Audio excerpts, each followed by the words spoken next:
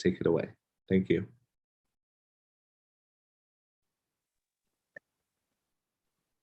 Good morning and afternoon to all attendees joining us today for session 2 of the Caribbean Conservation Finance Congress. My name is Huswald Timothée. I am the board chair of the Haitian Biodiversity Fund, also known as the Fonds Haitien pour la Biodiversité, and a director at the CBF board. Today, I have the pleasure to be the host of a very special announcement from the French government, and specifically the French Global Environmental Facility and the French Development Agency, AFD, also known as Agence Française de Développement, which will bring great joy to the Caribbean conservation finance community. Without further ado, it is my pleasure to introduce you to Mrs. Stéphanie Bouziges-Eschmann, Secretary General of the French Global Environment Facility. She has been on this post since September 2018 and has over 20 years of experience in reconciling the environment and development agenda. And Mr. Philippe Cognata, Atlantic Director for the French Development Agency, who has also been on this post since September 2018 and has over 30 years of experience in financing and economic issues.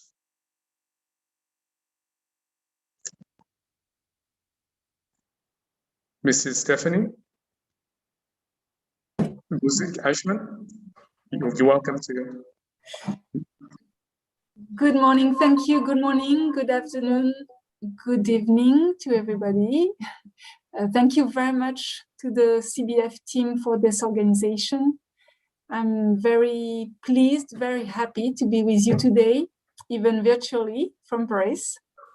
The Caribbean region is particularly rich in cultural and biological diversity. 10% of the coral reefs of the world, up to 35% of the endemic species, in particular in marine and coastal areas. I don't teach you anything, you know that very well and better than I do.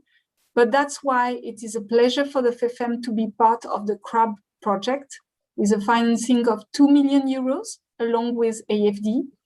And also, I hope so, along the Bluefin project recently proposed to the GEF Council and still under appraisal.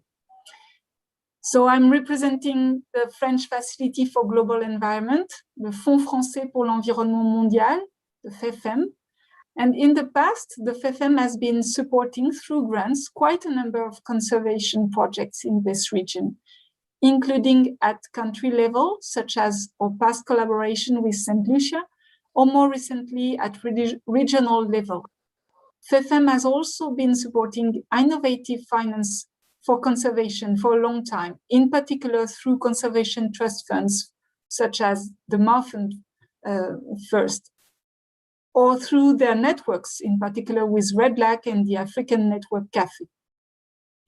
Regarding the CRAB project, I would like to underline some very interesting aspects, fully in accordance with FFEM mandate to promote innovation, exemplarity, best practices, with the aim of always linking environment preservation, and in particular biodiversity conservation, and local, social, economic, and cultural sustainable development in the field, in the ground.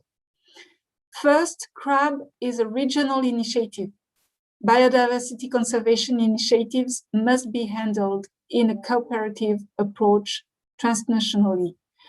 This is why a project conceived in different geographies of the Caribbean seemed the most appropriate scale to tackle collective issues such as combating invasive species as sargassum, protecting endangered species, for instance, the royal conch or lambe, coral reefs or mangrove, decrease tourism dependence, and answering to communities' aspirations to a sustainable development.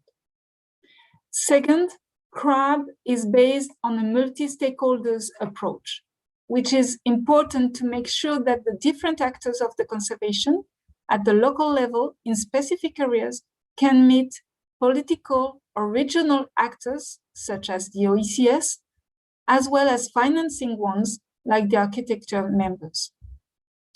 Third, the launch of CRAB in 2021 is just in time for IUCN World Nature Congress in Marseille, early September. I hope to see you there. It also comes in time for the next CBD conference of parties and for contributing to implement the post-2020 agenda toward 2030 in the Caribbean.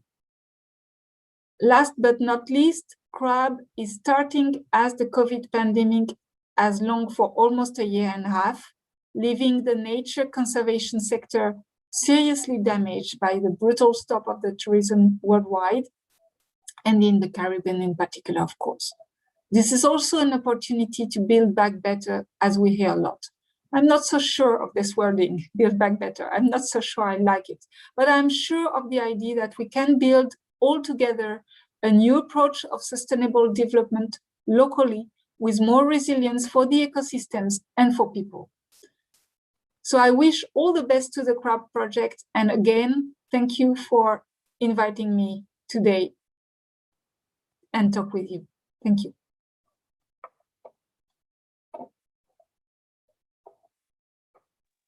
Thank you, Mrs. Stéphanie. And Mr. La Cognata, are you available? Are you there? Yes, good morning. Good evening to all of you.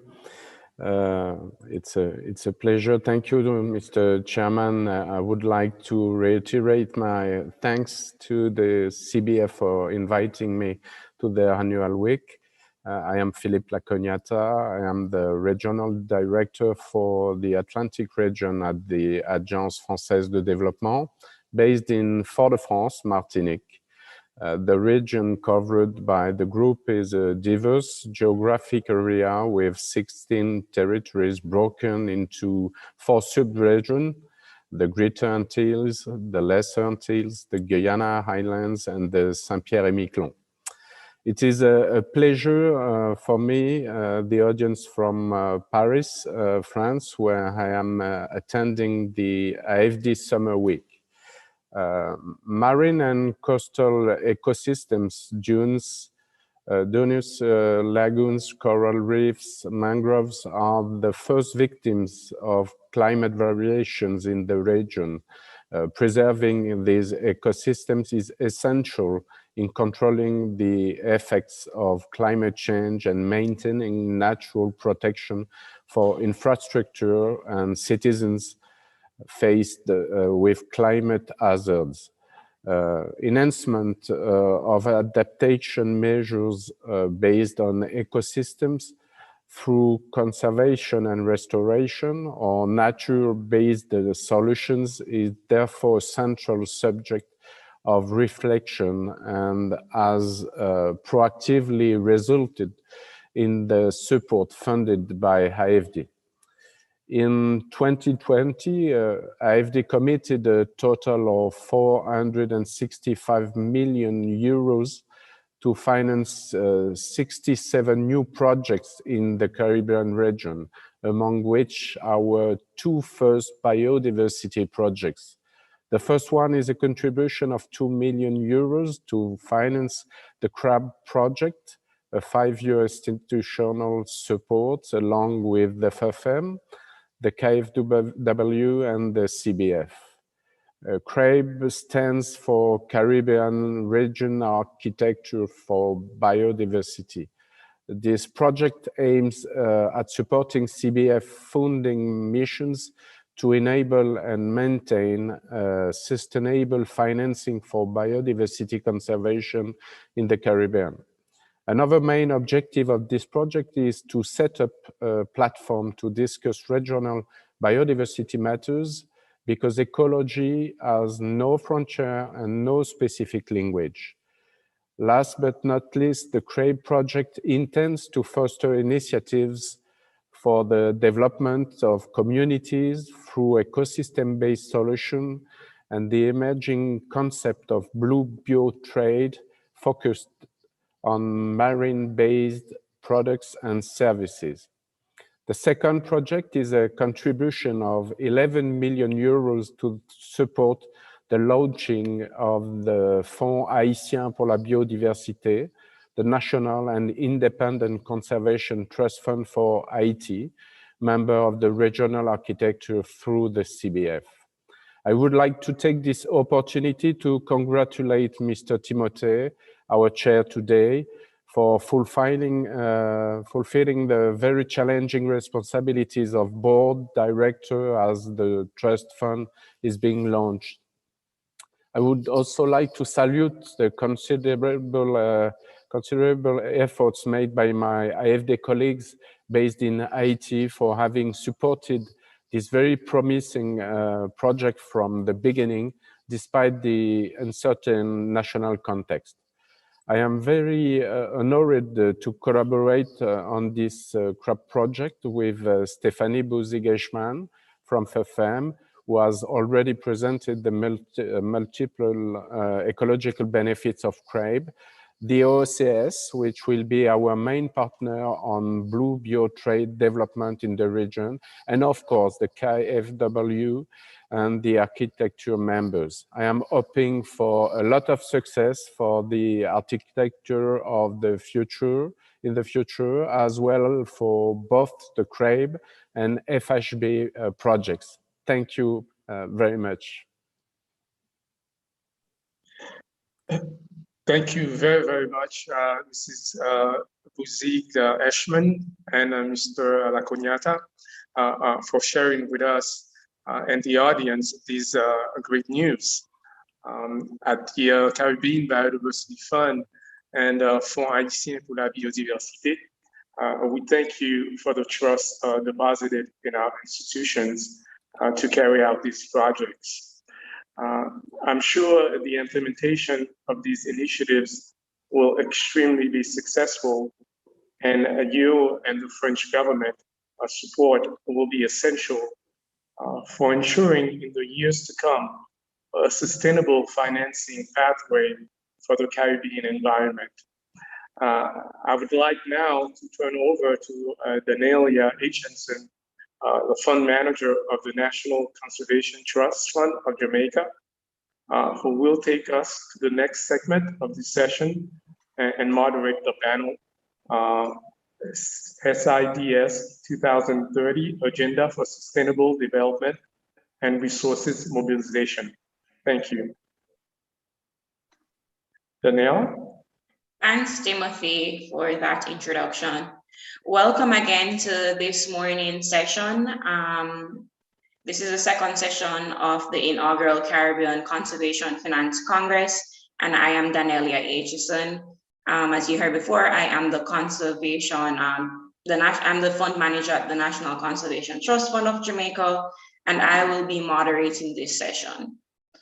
Throughout this session, we will have conversation. We have some conversations with some remarkable speakers to gain more insight on Small Island Developing States, SIDS 2030 Agenda for Sustainable Development and Resource Mobilization. Before we proceed, I would like to just apologize for a faulty link that was sent out. I hope everybody is now able to join and ready to participate.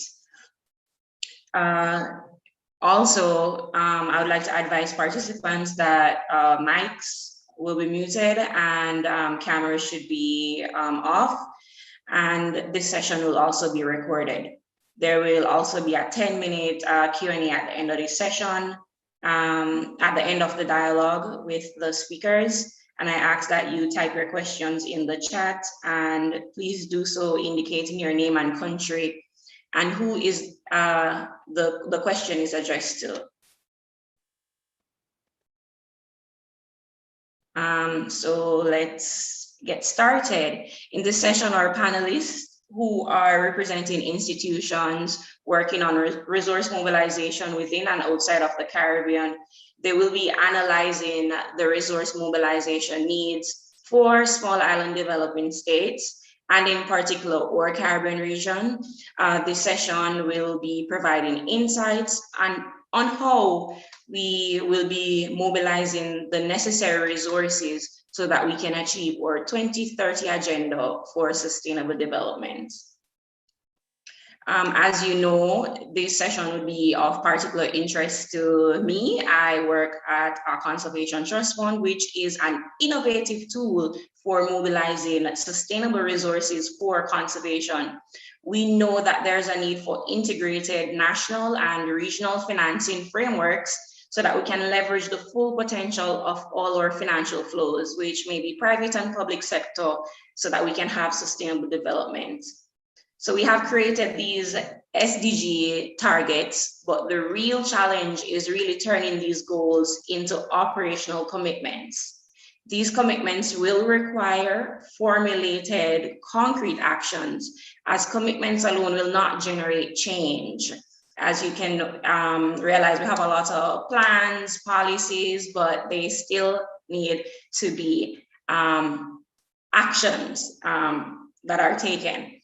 However, these actions have to be backed by strengthened national capacities and strengthened financial management.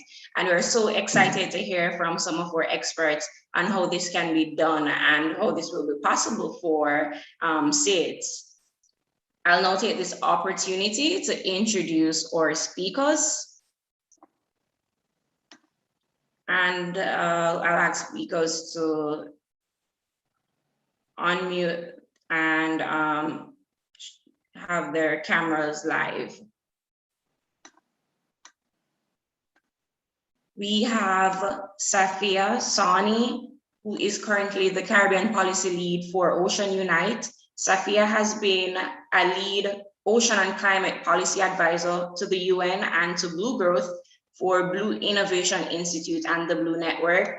She's also an environmental policy consultant and strategist. Safiya has also provided policy support to climate finance, strategies, and readiness activities in the Caribbean.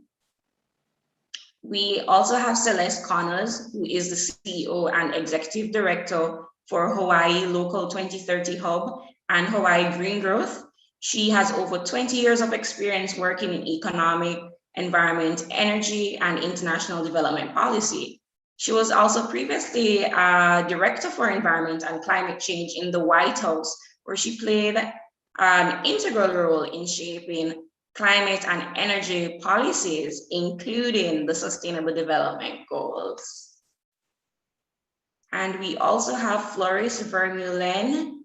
He is a representative from the European Investment Bank and for the Southern and Eastern Caribbean. He currently leads institutional relations and new business development, which includes lending and support to financing MSMEs.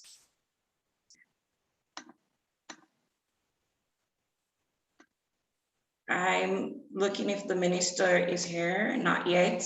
I guess he will be running late.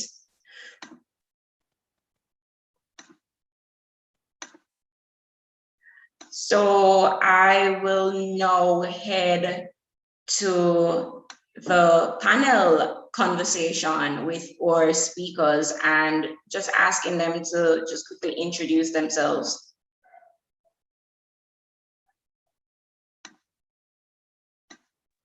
Sure, shall I begin? Cameras are on, great. Okay. I think we can now commence. So the UN recognizes that the means required for implementing the SDGs will include mobilization of financial resources as well as capacity building and the transfer of environmental sound technologies to developing countries, and acknowledge the role of diverse private sector, multinationals, and that of organizations in implementation of the new agenda. Now, based on this statement, I would like to direct this question to Celeste. What is the balance between the level of ambition and commitment to mobilize financial resources if SIDS are to meet the 2030 30 targets.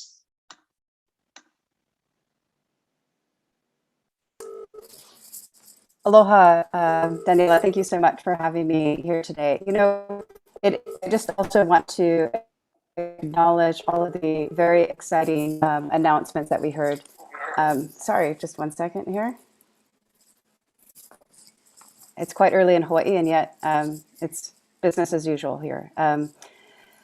Congratulations also to everybody on the very exciting announcements. You know, I think I just want to focus a little bit on the urgency and the shared urgency of the situation that island economies face, including SIDS. And here I am calling from my home in Hawaii, where I grew up. And over my lifetime here, we've seen tremendous biodiversity loss. We have challenges that we face with financing all of the solutions that we need. And as island economies, however, we're uniquely placed to be looking at those solutions and being investment opportunities, a diversity of funders, of philanthropy, government, different types of private sector funding that are actually really looking for solutions at that intersection of water, energy, food projects, for example. So, Danny, I don't know if it would be helpful for me to provide a little bit of an overview of what we're doing in Hawaii first, or to save those for later for jumping right into the panel, just to provide the Hawaii context. Please let me know what would be most helpful. Okay, great. I'm going to ask each panelist to just provide their perspective on the topic. So you can go ahead, Celeste. Can start with you. Yeah, I'd be happy to do that. And for me, there's some slides to share. I just have two because the visuals are quite important. Again, from a Hawaii context, I really want to acknowledge the genealogy also of islands inspiring other islands to action. And when I look at this panel, when I hear the announcements, I'm really struck by the idea that islands are leaders in addressing net zero solutions and climate resilience, and always have been. And you see the history of systems thinking, often grounded in indigenous knowledge and wisdom, that is at least over 1,000 years old in some cases. And I've just lost my video. I'm not sure why. Celeste, I've just stopped. I think the host has stopped my video. That's fine. To preserve bandwidth, we can't hear you very well. So please go ahead. Okay, that's fine. And then James, did you want to show the two slides? I'm just confirming somebody on the team can show the slides that we sent earlier.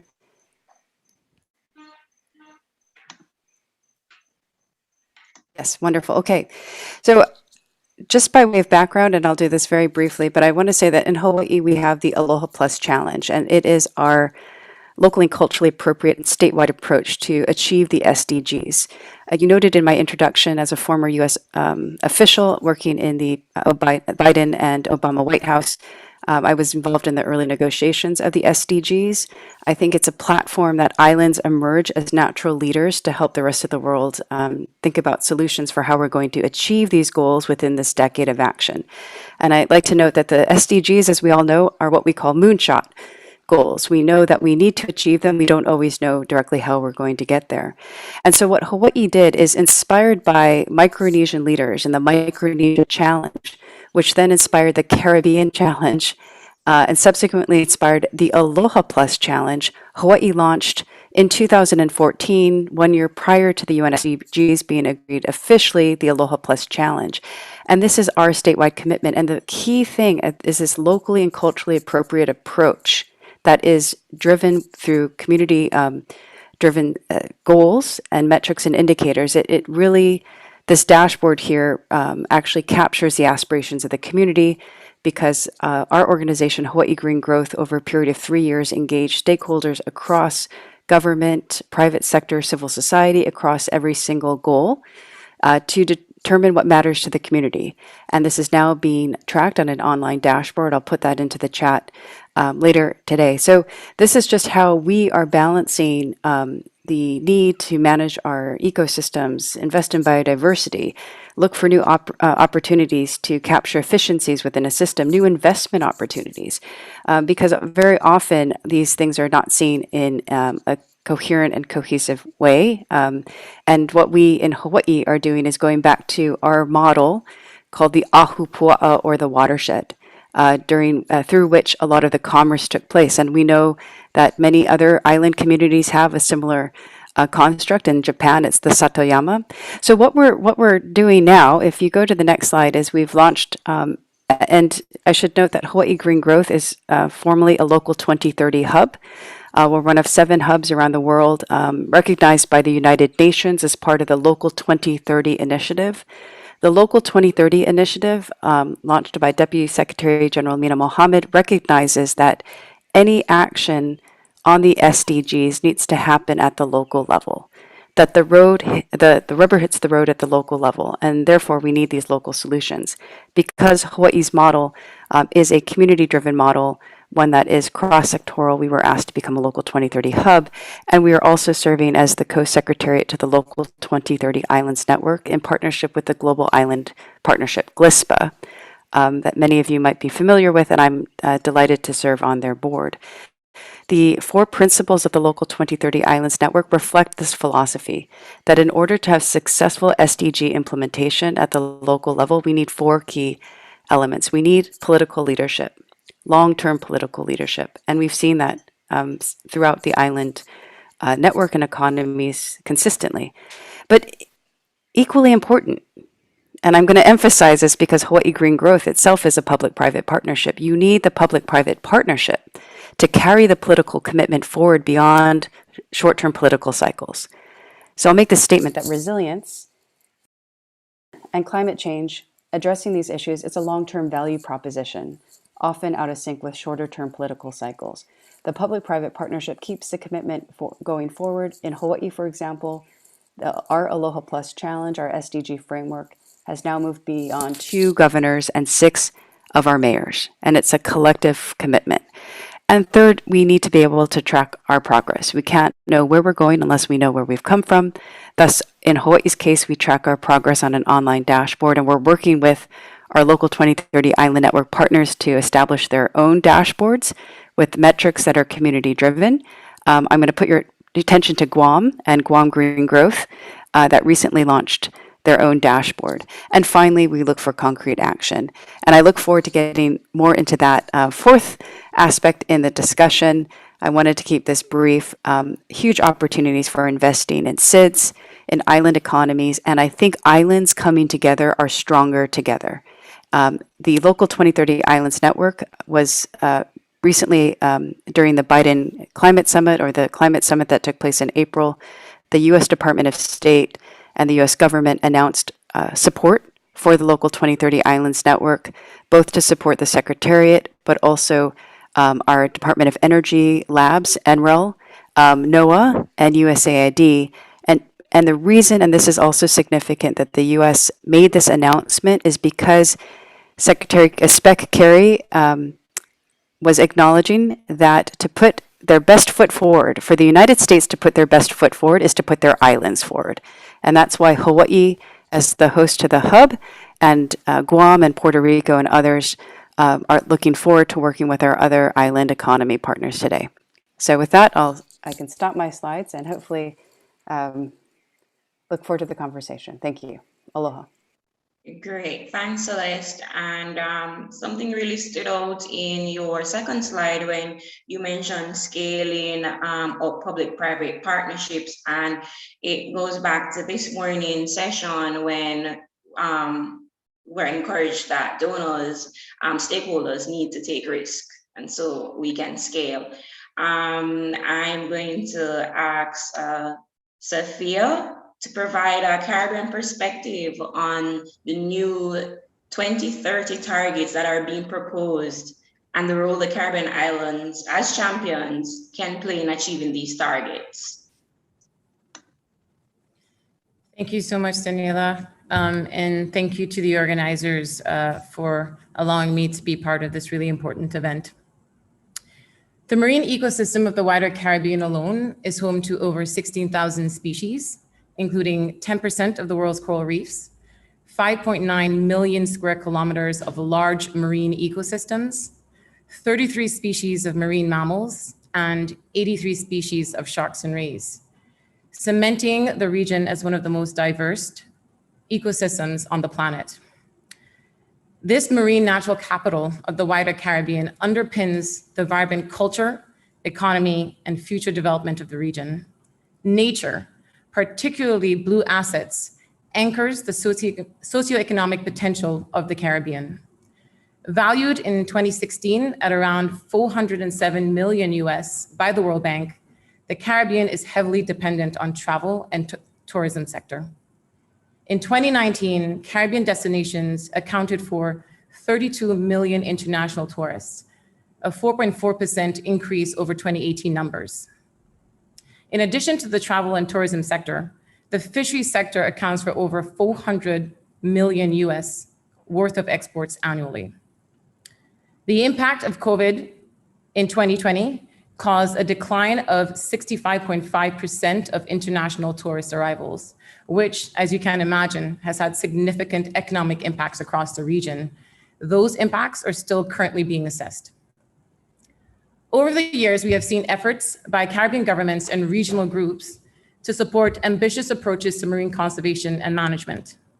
These incredible efforts by governments to get the right mix of policy and implementation has delivered lessons that would prove useful to further maintaining ambition and progressing the region as a beacon of hope for the rest of the world. The newly proposed 2030 targets provide a platform and an opportunity to hone in on the ambition and catalyze the work needed to follow the political will of countries in the region. And while we are still some ways away from the formal negotiations at the international level, the region continues to leverage opportunities to rise above gaps in progress to address both resource and capacity needs. Throughout Ocean Unite's engagement in the region, working with important regional partners like the Caribbean Challenge Initiative that you've heard about, the Nature Conservancy, GLISPA, and the Caribbean Biodiversity Fund, we have initiated important dialogue at the very high level, inspired by the political will of countries. Currently, we have 11 Caribbean governments as members of the CCI, which provides a platform to accelerate action on marine protection and management. Further, Caribbean governments have signed on to the ambitious High Ambition Coalition that calls for supporting the 30 by 30 call to action. The Blue Focus Global Ocean Alliance that supports the science-backed goal of securing 30% protection of the global ocean. The crucial UN-grounded Leaders' Declaration for Nature that drives collective political will across the globe, acknowledging the need to support transformative action towards biodiversity protection. The 14-membered high-level panel for the sustainable ocean economy that supports 100% sustainable ocean management and embraces the global 30 by 30 goal.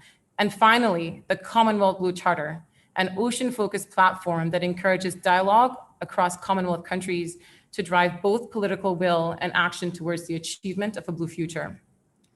Caribbean governments have initiated scoping and framing of designing a framework of action for a sustainable blue future that considers sustainable management and development of their exclusive economic zones, with some countries already setting up institutions and governance platforms to advance the realization of the opportunities provided by the blue economy and developing a long-term blue economy framework to inform conservation management and economic development of both coastal and offshore marine ecosystems. In our work, we are inspired by the drive of the region and the growing acknowledgement for the needs for cross-regional and cross-sectoral collaborative action to translate this political will into practical and impactful implementation, of course, guided by good science. We have been tasked by those governments we've engaged with over the last year and a half to capture this ambition within some sort of statement of intent, a kind of political declaration that can be used as a fixture of the region's ambitious intent and as a frame and document that will allow for the delivery of much needed resources into the region to move past these progress blocks. And I will end today by echoing the words of Minister Gail Rigobert, the Minister of Education, Innovation, Gender Relations, and Sustainable Development within the government of St. Lucia. Caribbean governments can embrace the ambition of the post-2030 framework within a vision of a transformative Caribbean future built on sustainability elements, including climate smart approaches and an eco-focused tourism industries. This, I think, very much captures the political ethos, anchoring the will of governments to action biodiversity protection within a long-term vision of sustainability and resilience. I look forward to today's conversation. Well, thank you, Safiya. And it definitely resonated with me, especially the point on political will, which is important if we are going to really meet these targets. I will ask that Mr. Floris provide his perspective from a multilateral development bank point of view on resource mobilization solutions for the Caribbean. Hello, everybody, and thank you for inviting me to this panel today and for the great discussion so far. My name is Floris Vermeulen. I represent the European Investment Bank in the Southern and Eastern Caribbean. The European Investment Bank is a public bank. We're owned by the member states of the European Union. We do not have a profit motive. Rather, we measure our success through the impact of the projects that we finance. In the Caribbean, we focus primarily on public infrastructure through lending to governments and to support for the private sector through lending to microfinance institutions and local development banks. And we also have a very long-standing cooperation with Caribbean Development Bank to support climate action projects. Now, first of all, you have to forgive me because I'm a financier. So as a banker and an economist, I'm really looking at projects through numbers, and I really do not have much biology or conservation or scientific background to offer today. But I can try and explain a little bit how an NDB looks at the issues we're facing today with regards to conservation. Now, we are a large bank. In the European Union, our typical project size will be around 50 to 100 million euros. In the Caribbean, that's much smaller because of the size of the economies. It could be as small as 10 or 20 million euros for a loan. That's, similar to what you would expect from Inter-American Development Bank and Caribbean Development Bank and the World Bank as well.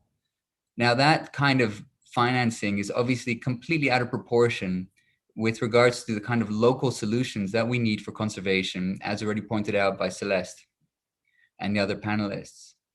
I think as an MDB, we are therefore a little bit with our hands tied because we see the need, but our general huge infrastructure projects is not what's needed here.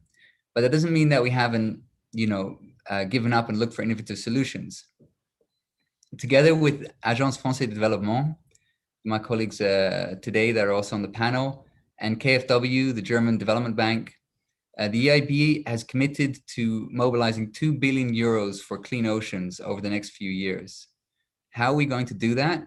Well, we're looking at public infrastructure and particularly through waste management and wastewater management to prevent plastics from entering into the oceans.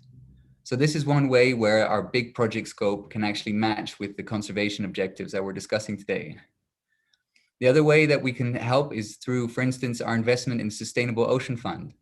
Now that's $132 million that's been in a fund that's been managed in the private sector by an organization called Althelia.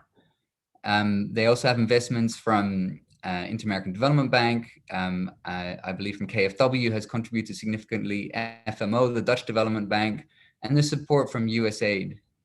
Now, through a fund structure, they can go to much smaller projects, say $1 to $8 million in size, and they're looking at recycling projects, sustainable fisheries, and conservation initiatives. However, it is a fund, and they would like to see a cash flow from the projects that they support.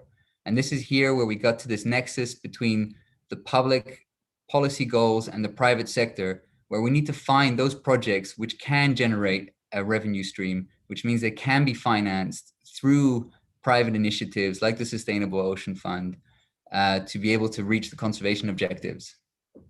If you have projects that are in recycling and waste management, sustainable fisheries, including aquaculture and conservation and marine parks, please do look up the Sustainable Ocean Fund and contact them. I understand they have a special envelope reserved especially for the Caribbean, and they are looking for good projects to invest in.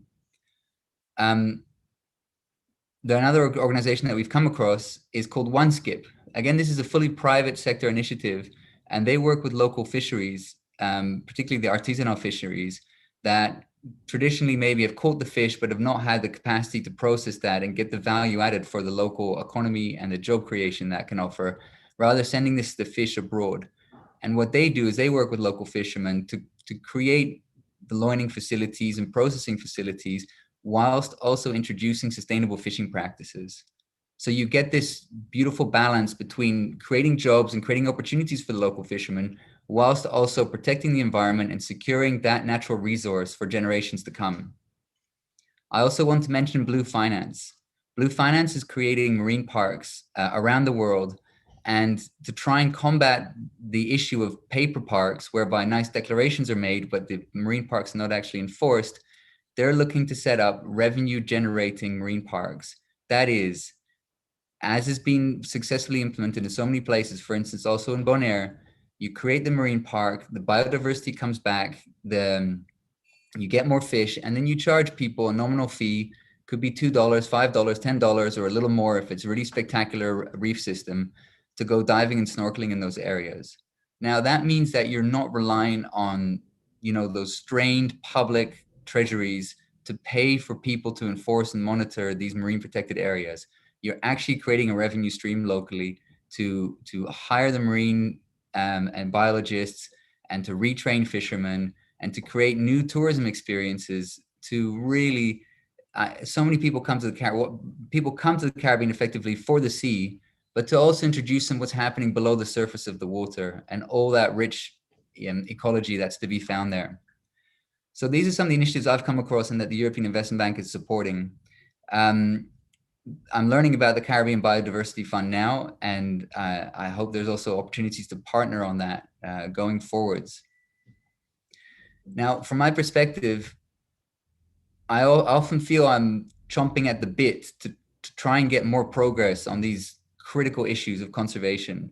And my whole question is how can you get the penny to drop in the corridors of power that the money spent on conservation and protection of coral reefs, etc., is probably the best value for money you could possibly spend as a government, and how to get that prioritized.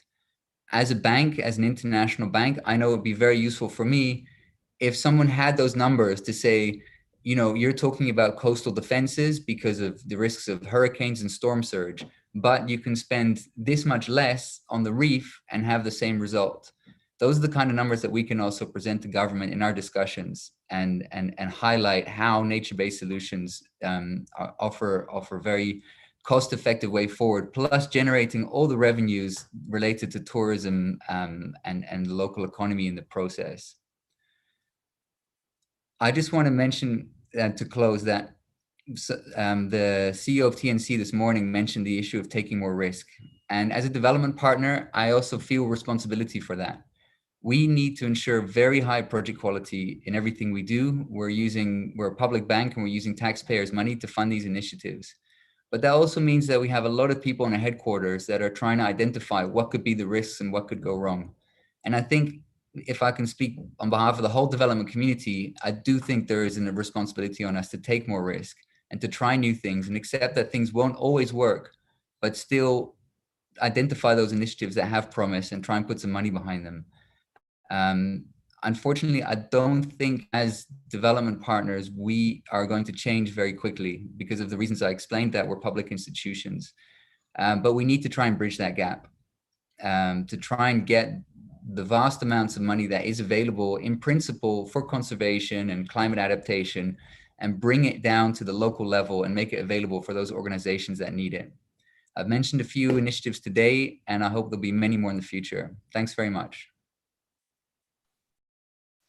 Thanks, Floris. That was very informative, especially sharing resources and how we can really present our programs and projects so that we can mobilize resources, and looking at the models of some of the solutions and initiatives that have been successful or that are attractive to investors such as the bank.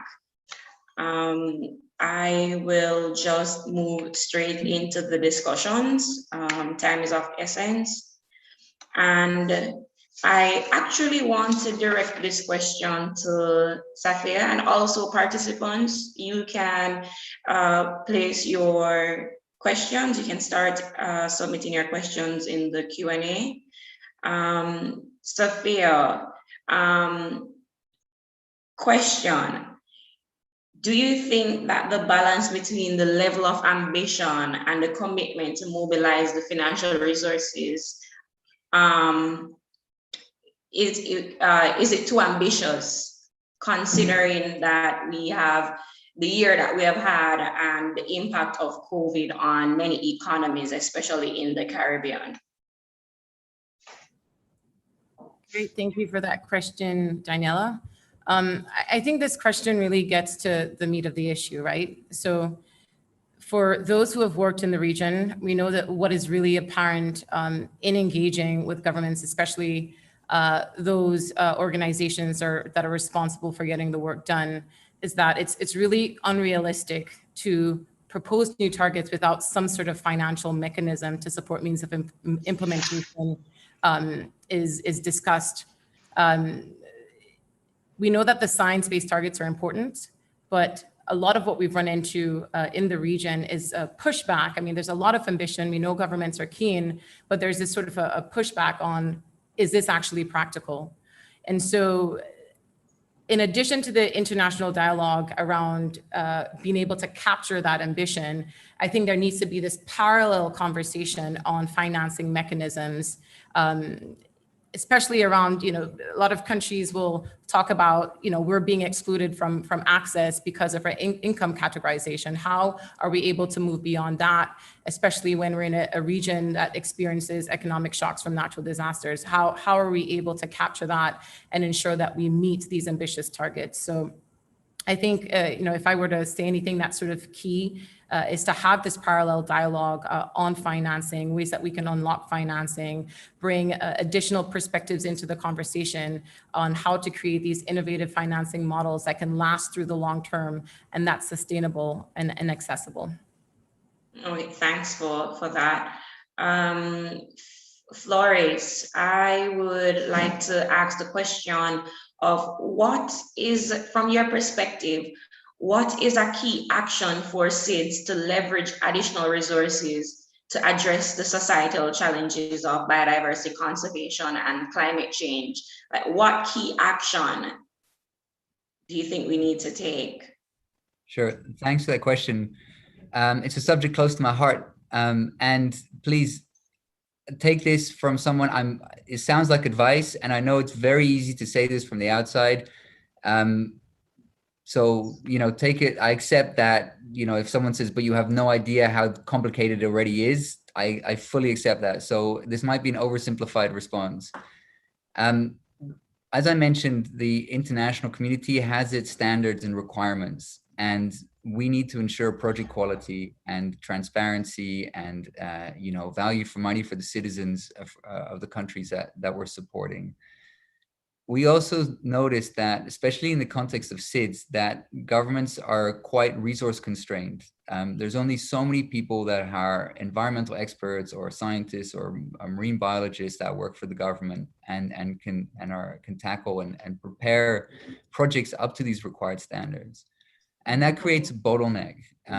It's fully understandable. We're just dealing with small governments that have a lot going on at the same time, especially now in this moment of economic crisis. So my proposal would be two things. The one might be maybe pie in the sky thinking, but the other one, I think there's like a pretty good business case to be made. The pie in the sky thinking is if governments identify what is their priority. Is it the marine protected area? Is it the coastal zone? Is it the mangroves? Is it about sustainable fisheries? Is it about ecotourism? identify what is their priority, what is going to be their channel to look at conservation and protect, you know, this natural resource, which is going to be the reason that tourists come to the economy in the future. And then start being quite commercial with all the development partners that come knocking on the door saying, we have an initiative to support, you know, X, we would like to support Y, all very noteworthy initiatives, but they should maybe try and turn it around and say, well, what we want is this. If you can't offer us this, we're not interested in talking to you right now because we need to focus our attention. We only have so many people that can work on these projects at any one time. And I appreciate you'd like to do something on rainwater harvesting, and I appreciate you'd like to do something on youth and communities. But right now, what we need to look at is transforming our fishery sector to be sustainable, or right now we need to look at creating marine parks, or right now we need to look at agricultural runoff, or whatever the challenge is, and be quite aggressive in that. And you know, make the point, you know, like you can think of your wonderful things in your head offices around the world, but the reality is we understand our situation and this is what we want from you right now, and come back next year when we might have more time to talk about the other initiatives. So that might be pie in the sky, but you know, in an ideal world there would be that kind of honest dialogue, and I understand the kind of the diplomatic limitations of saying no to someone that's coming offering funding. That might be, you know, the obstacle there. The more practical solution, I think, is just the very simple return on investment that you can get by hiring the expertise that you're missing in the government just because you only have so many qualified staff.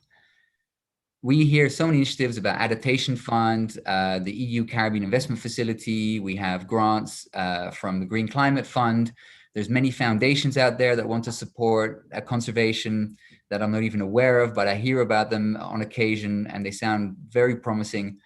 I would suggest to governments, if they have, once they have a clear vision, is to spend that money upfront, even if it seems expensive, on the 2, 3, 4 scientists, engineers, and, you know, environmental social experts that can prepare a project up to that standard that, you know, the partners, the international partners will be crowding in to try and finance it, because we're all looking for good projects.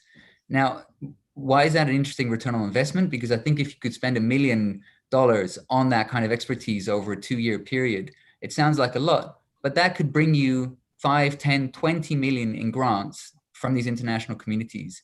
It requires a very commercial approach, and it requires the expensive trade-off of saying, okay, these are expensive people we're hiring now. You know, how do we justify this when there's also competing priorities, for instance, education or social spending? But once you have this business case clear, and once you can demonstrate that the money is going to come back in a multiple of what you've invested, you know, hopefully that will unlock that international funding that is available and overcome these bottlenecks that we experience. Thanks.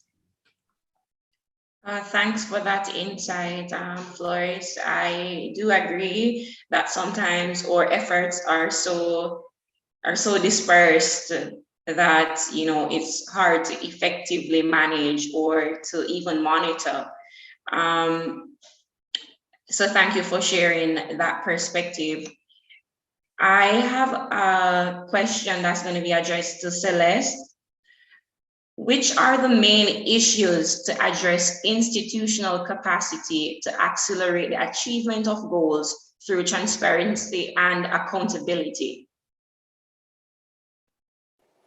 No, thanks for the question. And before I get to that, I also just want to acknowledge some of the questions, if I may, that have sprung up in the chat, and Safiya and Floris's excellent observations.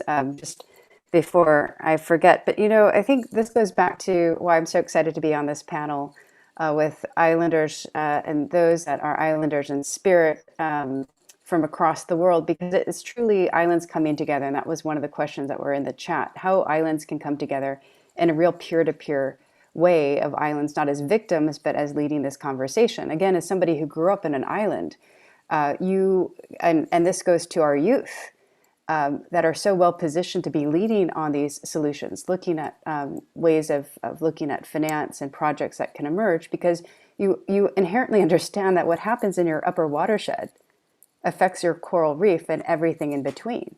And what we're talking about is the opportunity of SDGs to really,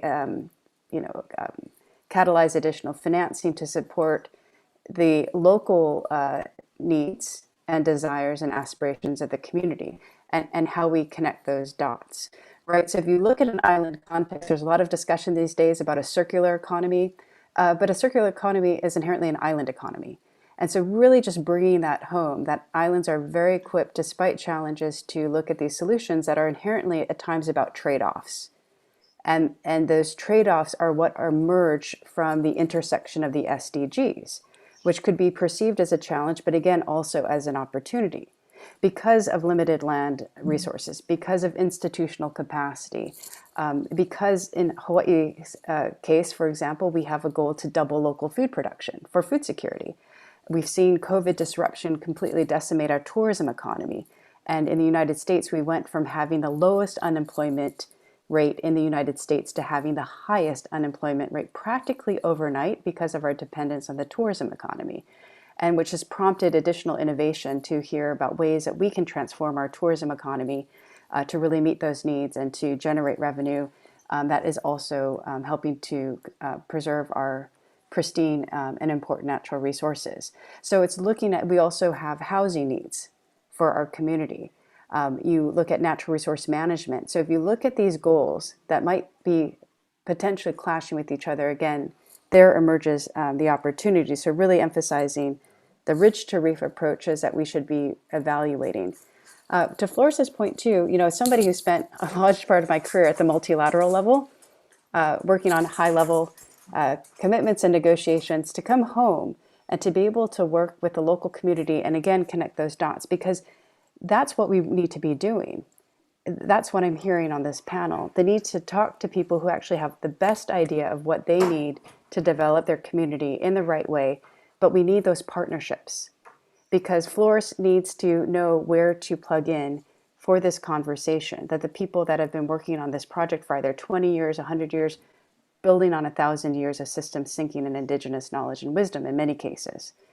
So the issue is public-private partnerships are key. And in that way, Danielle, I think you'll get to the institutional capacity, because a partnership, if you look at the example of Hawaii Green Growth, but also the Local 2030 Islands Network principles, is the partnership includes the state, federal government, but also the local government, city and county government across. We have all of our sustainability coordinators coming together. They're identifying what their development plans are, what their funding and capacity is. And even in the United States context, we also experience challenges in being able to finance the projects. So, you know, in that, you're looking at the layered cake of finance, and you're looking at de-risking these opportunities, and you're looking at how different types of funding can actually come in at different times to actually look at getting more capital to come in. And I'd like to go back to something Floris said. We absolutely need to be looking at returns on investment and how these things are structured. So, you know, I think the bigger picture for me is that when islands are working together peer to peer, we can actually have shared solutions peer to peer. Hawaii is learning from what's happening in the Caribbean. I would say Guam is learning from what's happening in other places in the world. We're learning from each other, and there are innovations that are emerging based on our collective experience in an island context. So I would encourage us to have more peer-to-peer conversations, more public-private partnerships that can more clearly connect finance to actual projects and people on the ground, and those that actually, thirdly, leverage a ridge to reef approach.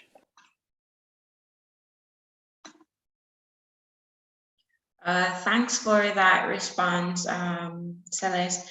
I have one last question. I'm going to open it to all three panelists.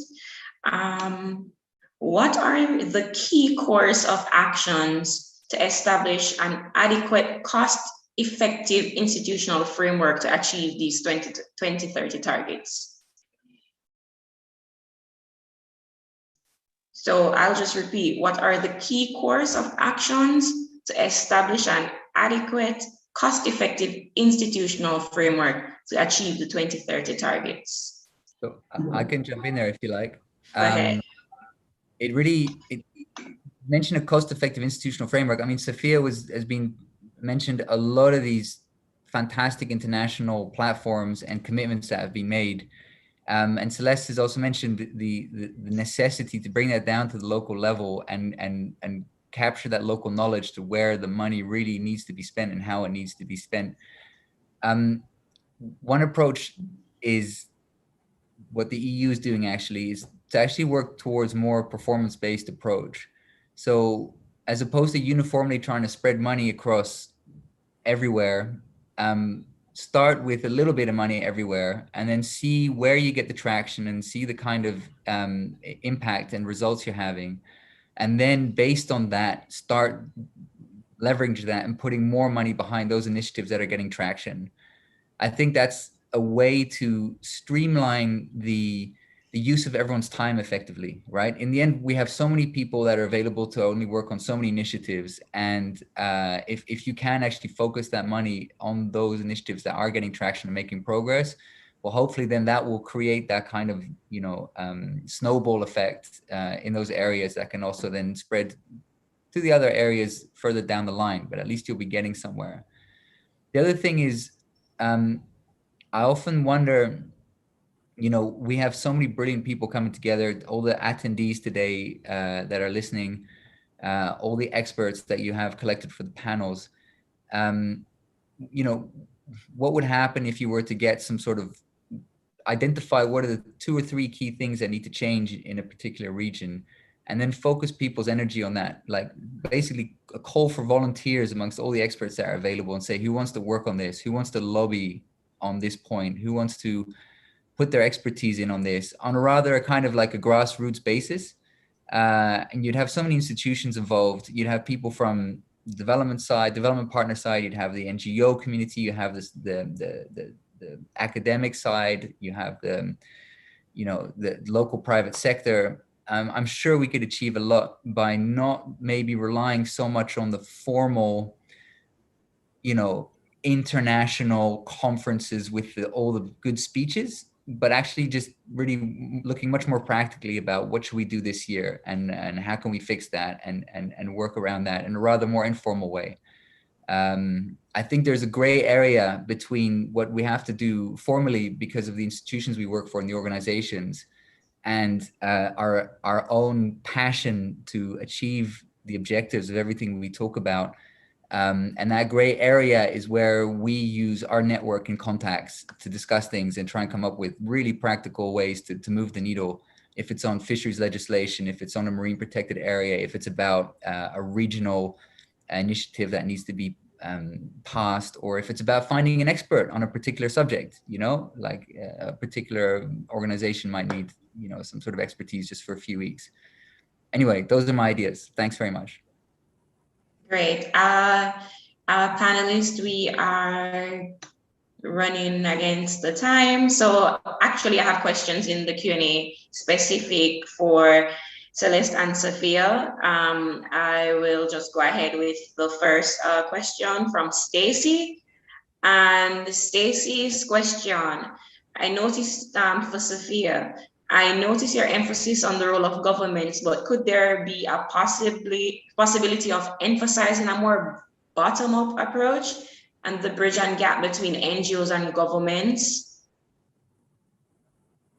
Sure. I'm reading the question. It says here, in order to access available funding. And I think that makes good sense. And I think ideally that's the approach that would be most effective. In my experience, I think the government plays a crucial role because in terms of being able to access the public financing that's coming in and channel that into some sort of institution that actually has impact, as we've seen in the Caribbean Challenge Initiative, it's been really significant. So there's always, in my mind, there's always going to be this role for governments in order to sort of open it up for interest and resources to come into the region, and also helping to build the capacity on the ground. You need financing, you need access to money in order to build the capacity on the ground. And so the government plays a crucial role in ensuring that those sort of financing mechanisms are available to on-the-ground groups. One example is, and we're all familiar with this in the Caribbean, is the UNDP small grants. Jeff, we have seen how that has transformed action and helped to build on-the-ground capacity to support the kind of impact we'd like to see. I agree with your response there, Safiya. And even this morning, we spoke about how governments can literally impact how the private sector respond to conservation and these societal challenges by having the frameworks in place and the incentives and the policies. So they do play a critical role. I think it goes to Floris's point earlier about establishing some sort of framework. So we've seen in the region governments looking to develop their blue economy framework, and it touches on sort of key issues that would have impact on leveraging financing for conservation opportunities. So I think it's very much on the ball, Danellia. Yeah, and for Celeste, how can SIDS from across different parts of the world come together to leverage more resources for islands and also promote cross-learning? Yeah, that's a great question. And I'm really delighted now that the Local 2030 Islands Network has come together, really inspired by the Caribbean Challenge and the Micronesia Challenge, and this legacy of over a decade of islands coming together, really facilitated by GLISPA, and the trust that's built in that. And it's really, again, it's, to Floris's point, it's creating the local frameworks for action. We have to somehow capture all the excitement, the energy, the available funding and finance to really look at what matters most to local communities. And when we've talked to island leaders about the Local 2030 Islands Network, based on a collective experience and the dashboard in particular, so I put the dashboard in the chat early on in our partnership with Esri on this. It's really something that's helping communities define what's important to them. It's not top down. So the three things that people have said is, look, the data, it's visually compelling. It's easy to see. We can see the trends. I also shared Hawaii's report in the chat because, again, to Floris's point, we need the opportunity to have baseline data between, say, for Hawaii, 2020 to 2030. Post-COVID, how can we emerge as greener, more resilient, more equitable? So we need to understand what the gaps are. In Hawaii's case, for example, we're pretty well on our way to meeting the clean energy goal for 2030 of 70%, clean energy, renewables, and efficiency. But if you look at the report, unfortunately, you'll see we're only 8% of the way towards a 30% nearshore marine management goal by 2030. So as a funder, investor, I look at that, and I can even look at more detail to say, what have we been investing in over the last decade that's doing well? How can we continue to invest in this? What have we been investing in? It's not doing so well. How do we either not invest in that anymore or invest differently and change the trajectory of that commitment? But going back to what Islands see as compelling in this is, secondly, that it allows them to bring coherence across the various processes that each island economy is managing, whether it's their voluntary national review, whether it's their NDCs, their national plans and adaptation strategies. And third, what's compelling, it's peer-to-peer. It is so important that islands come together and are stronger together. And as somebody who helped work on the Major Economies Forum during the Obama White House, it's important that the largest emitters come together and look at how we can reduce emissions and look at how they can invest in adaptation, resilience, and mitigation in island economies. It is equally, if not more important, that islands come together to actually dictate or share what their collective aspirations and desires are to those groups. Not as observers, but this is what the Local 2030 Islands Network seeks to do in a peer-to-peer way by inviting island economies together to actually to be able to communicate that shared experience, but at the same time, look at supporting highly localized frameworks for action. Thanks for that, Celeste. I'm going to have one final question, and I think I'll direct this question to Safiya. How easy will it be to simultaneously monitor environmental, to monitor environment and environmental performance of conservation fund initiatives? What role does the industry see science has to play? Okay. Can you repeat the first half of the question? You broke out at the end. Yeah, so a panelist is asking, how easy do you feel it will be to simultaneously monitor the environment and environmental performance of conservation fund initiatives? in terms of how easy, I think it all depends on, and it goes back to Floris's point about having the adequate capacity and expertise in place. I think once you're able to have that in place, and you have folks that are familiar with working within these kinds of frameworks, based on, of course, indigenous data, then it's quite easy for countries to be able to do this. But if you're working from a place where you have capacity issues, constrained capacity issues, then it becomes even more difficult. I definitely think that being able to capture progress through some sort of progress indicator to show how well you're performing makes really good sense. And as Celeste said earlier, being able to identify what works and what doesn't work is key to moving forward. So it's an important thing, but you need to be able to identify the right capacity to have in place in order to get the work done. Oh, thanks so much for sharing and your participation. In wrapping up this session, I just want to thank panelists for sharing their expertise, the expertise in this panel discussion. And our takeaway, we looked at how innovative resource mobilization solutions and capacity building are necessary for SIDS to implement and meet these targets. And we also see how the Caribbean islands can be positioned as champions in achieving these new targets. And of course, the SDGs will depend in part on the availability of financial resources and how important political will is in actually mobilizing resources from also the private sector. This session has now come to an end, and I just want to thank everybody for joining. Sorry we couldn't take all the questions, and I will now turn over to Miss Eleanor Phillips, who has some exciting news for us today. Great, thanks Danellia. That was really a well-moderated session and excellent panel discussion. I want to say good day to all attendees joining us for the third segment of this session 2 of the Caribbean Conservation Finance Congress. I am Eleanor Phillips, Vice Chair of and Treasurer of the Caribbean Biodiversity Fund, as well as External Affairs Director for the Nature Conservancy's Caribbean Division. Today, I have the pleasure to be the host of a truly special announcement from the German Technical Cooperation Agency, as we know it, GIZ, which I'm sure will be welcome news to all of you.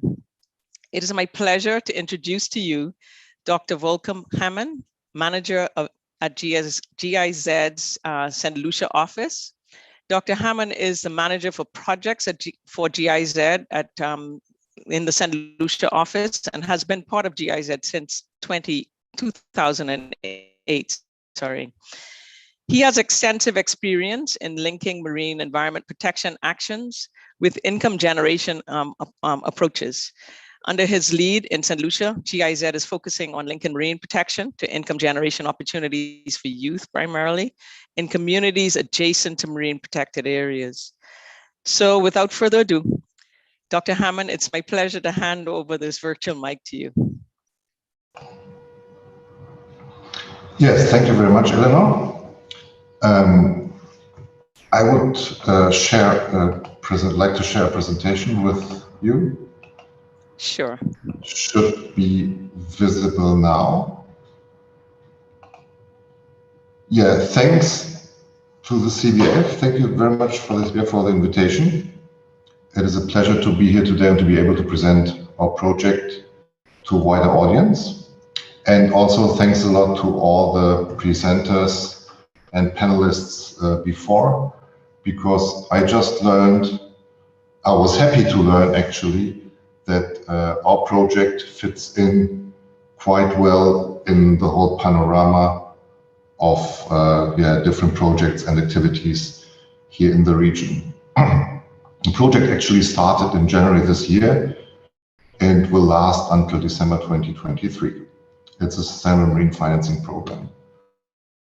Some general information. So we will work in St. Lucia, where the GIZ office is based, in Grenada, in Dominica, and in St. Vincent and the Grenadines. Our political partner in the region is CAFA, and the funding is provided by the German Federal Ministry for Economic Cooperation and Development.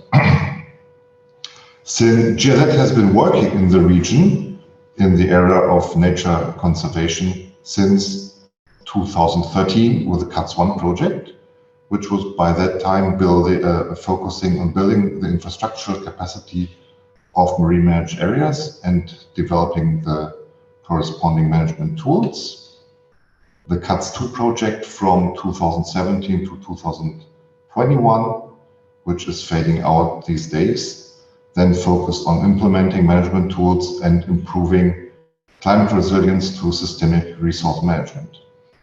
During that time, GIZ realized that specifically for the marine managed areas or marine protected areas, there are three challenges. First challenge is the revenue collection on the local level.